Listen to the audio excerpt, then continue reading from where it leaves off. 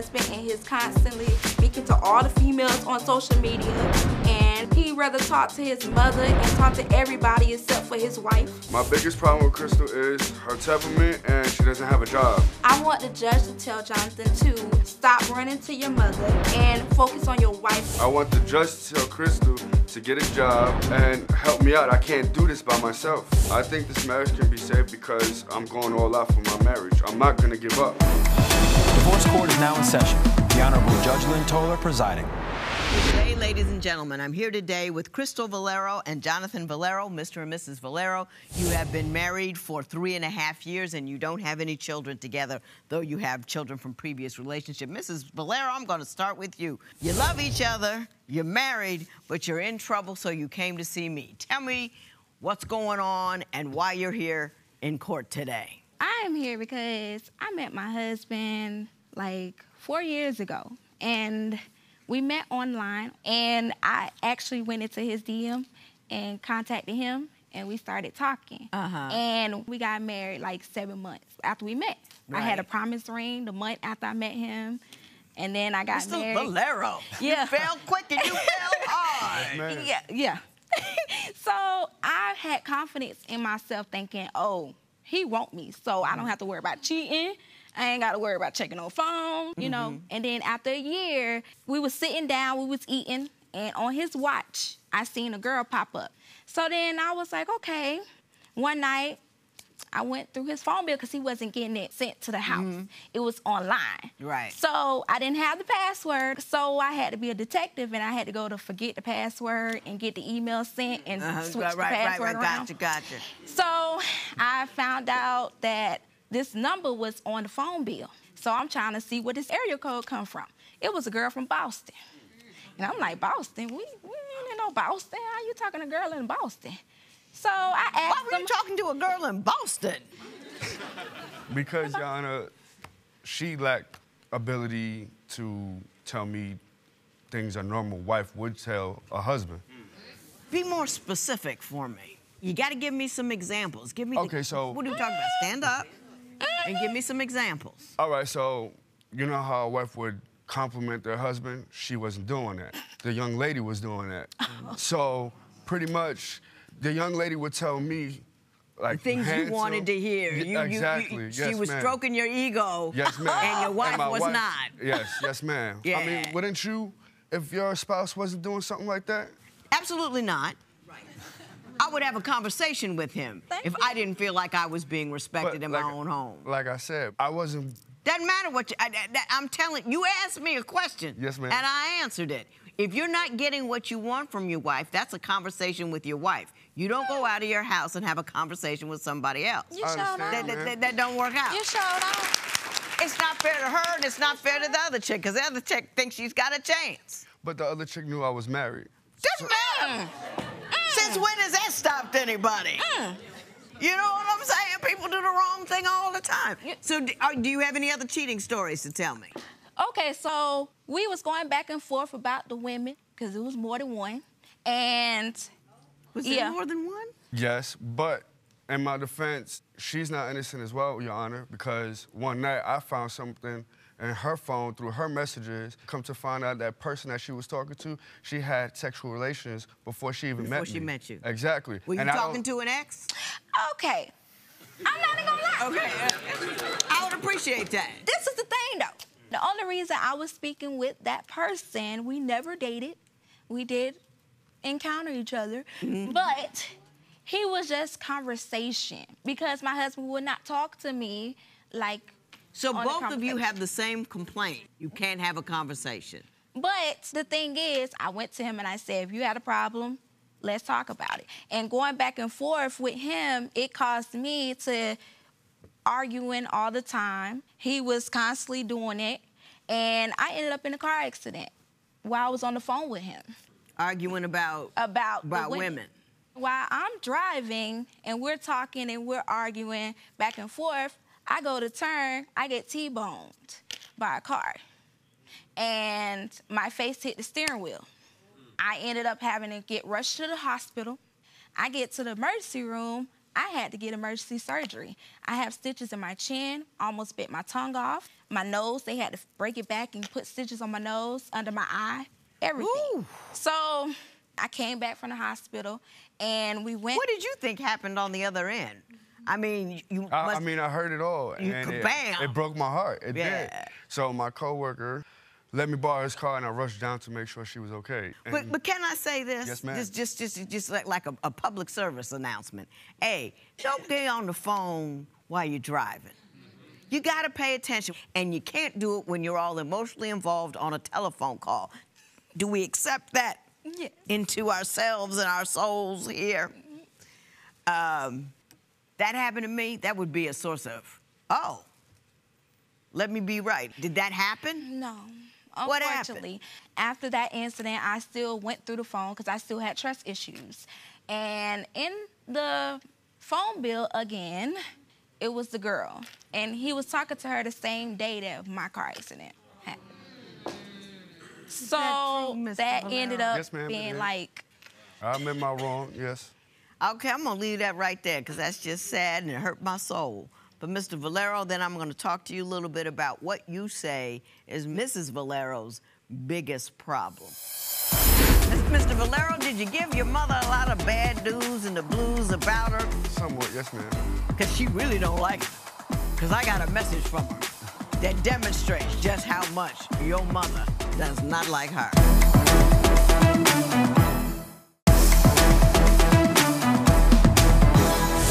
Mr. Valero, I'm going to hazard a guess here and say that your biggest concern with your wife is her attitude. Yes, ma'am. Why don't you give me a couple of stories that will illustrate what you're dealing with? There was one time that I wasn't speaking to my family member, and I brought it to her attention, and she didn't want nothing to do with it. So she caught an attitude with me, said that she didn't want to be bothered, and it hurt my feelings because, as my wife, I wanted her to comfort me. Right. There was another incident where she had called my mom a B on Facebook Messenger.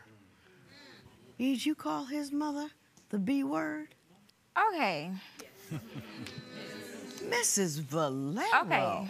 Yes, I did say that. But it was because she was texting me, telling me that I'm not a good mother, and she started going off on me first. Because he would go and talk about me to his mother. So as soon as I met him, I noticed that she did not like me because of her son. Mr. Valero, did you give your mother a lot of bad news and the blues about her before she met her? Somewhat, yes, ma'am. Because she really don't like her. Because I got a message from her that I'm going to play that demonstrates just how much your mother does not like her. Hey guys, it's Jonathan's mom, Carmen Cita. I want to tell you real briefly about my daughter-in-law, Crystal. We got into a heated verbal argument and she started talking about my late mother. My son had to intervene and break us up. She threatened to poison my food. So I had to call the cops. I have no respect for her as a woman. I opened my home to you. You disrespected it. I would like an apology from you and my son. I'm not going to ask about the poisoning because that's a felony and we don't want to go down that road. But I want to know what the argument was about with his mother where he had to intervene and the police had to be called. She don't like me because of him and what he's saying to her. I did not threaten to poison her food. She made up that whole story. She came up to me, going off on me about what he is saying to her. I don't even talk to that lady. But do you go crazy in response? Yes, because she's in my face calling me names. So, yes, I went back at her. Who's the instigator, Mr. Valero, mom or the wife? I don't look over there. I say both. Just tell me. I say both parties because they do have a temper problem. Both parties have a temper problem? Yes. But when I do try to make peace with both parties, neither one of them wants to do it. You don't stop it. You don't. You know, Mr. Valero, what do you do to broker a peace? Because I think what happens is you got hurricane wife over here and hurricane mama over there, and you just down in a foxhole trying to avoid the wind. Pretty much, yeah. I just got to keep them apart. And it sucks because I can't have family dinner as I would. between the But we two. wouldn't have this problem if you wasn't telling your mother stuff that did not pertain to your marriage. If you had a problem, say it to me. I don't go and tell my parents what you be doing. I Mr. don't Valero, have doing that. we see that you're the source of the problem because you go to mama and talk about the wife. Can we agree on that? I ain't mad. I'm just telling you. I agree. Do you believe that you should be the source of the solution?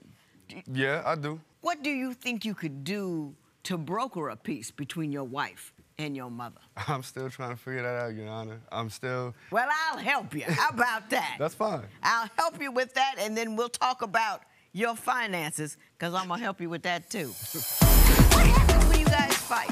When we fight, I used to want to yell and scream, and I see that wouldn't get me nowhere. So I just started doing crazy stuff. What would you do if your spouse cursed out your mother?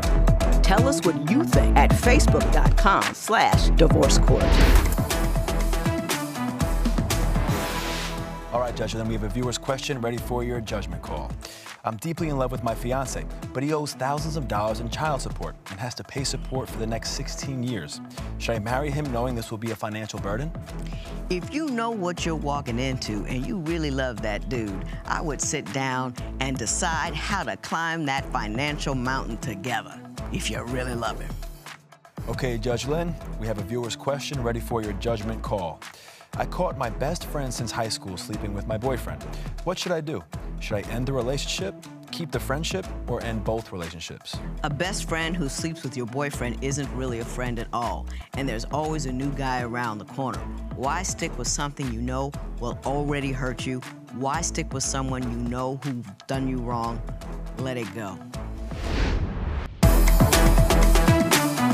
Mrs. Valero, you complain that your husband spends far too much money on video games.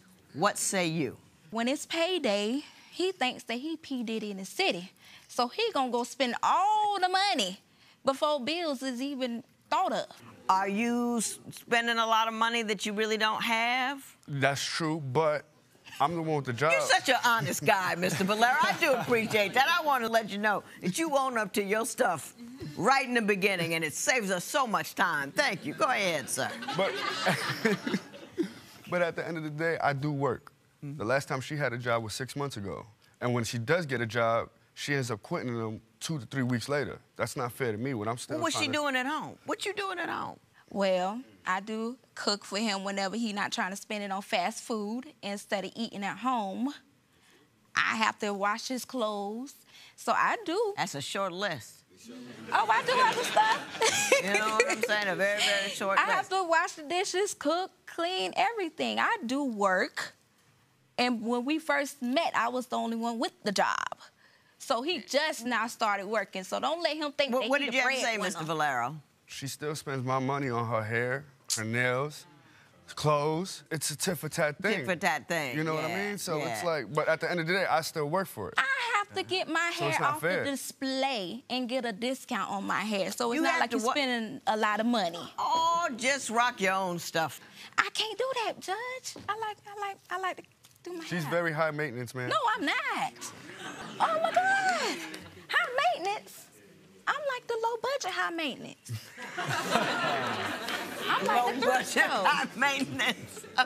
Like I'm the thrift store. But you say she's too controlling about it, that she wants to tell you what to do with Right. the money that you make. Do you ever buy so many gadgets and things that you can't pay bills? Pull yourself together. Oh, Jesus. I'm sorry. Okay. I do buy gadgets, but as well as her phones as well. It was his choice to buy the phone. I didn't ask him for that. I got you. And then do you I have had- a little money left over for a rainy day? Yes, ma'am, I do. No, not even to cover the drought. What happens when you guys fight? When we fight, I used to want to yell and scream, and I see that wouldn't get me nowhere. So I just started doing crazy stuff like putting makeup on his face while he sleep. Or And you found that to work? It's funny. It's entertaining. It calms me down. It soothes me. It soothes It you. soothes me. It soothes. I don't get a case from it. I ain't going to jail. You ain't going to jail for it. Yeah. What do you say she does when she gets mad at you? She curses me out, belittle me. I do have ADHD. She calls me slow. That is offensive to me because, you know, I'm your husband. You shouldn't be belittling your husband like that. And she says that we don't communicate. That's the main reason why we don't communicate. I'd rather communicate with an outsider because they won't judge me for who I am versus my wife. Okay. I did not belittle you. All right. Well, I gave you a compatibility test just so I could see what I think is going wrong here. I think I already know, but we're going to talk about a few things, and then I'm going to tell you what I think you need to know.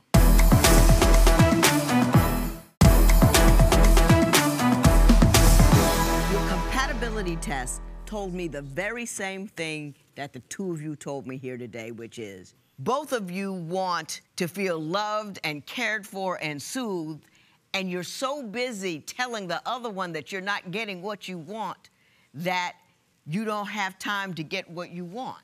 You see what I'm saying? He wants to feel respected. That's what men want, just like we want to hear I love you.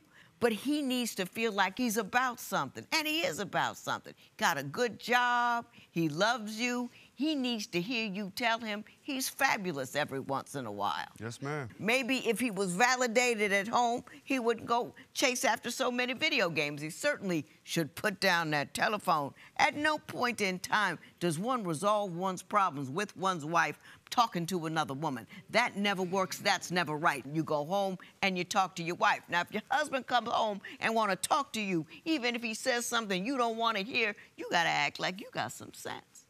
I believe he doesn't say because every time he says, there's a big to-do after he says. If he got to have all that static, he ain't going to say it. Chick in Boston ain't giving him no static. Don't make it your fault, still your fault. But you got to ask yourself, am I getting what I want from what I'm doing? And it's so easy to get what you want because you want from him what he wants from you. You said he doesn't communicate about the things you're interested in. I saw your paperwork. You want to talk about makeup. Do you want to talk about makeup, Nick? No, not at all. My husband will not talk to me. 30 years, we have never discussed lip gloss.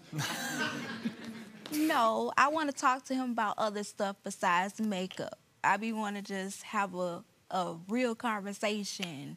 That's it. But if he can do that, then we'll be good. Yeah, and quit running home to mama and telling her tales about what this woman ain't doing right. Yes, ma'am. Don't ever say not another negative word to your mother about him. Because when the sex is good, you don't call mom and say, hey, she took care of it. You don't do that.